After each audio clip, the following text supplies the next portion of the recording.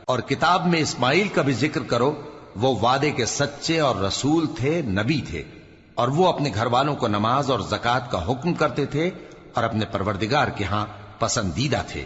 اور کتاب میں ادریس کا بھی ذکر کرو، وہ بھی نہایت سچے تھے، نبی تھے، اور ہم نے ان کو اونچی جگہ اٹھا لیا تھا۔ یہ وہ لوگ ہیں جن پر اللہ نے اپنے پیغمبروں میں سے فضل کیا، یعنی اولاد آدم میں سے، اور ان لوگوں میں سے جن کو ہم نے نوح کے ساتھ کشتی میں سوار کیا، اور ابراہیم اور یعقوب کی اولاد میں سے، اور ان لوگوں میں سے جن کو ہم نے ہدایت دی اور جنہیں برگزیدہ کیا۔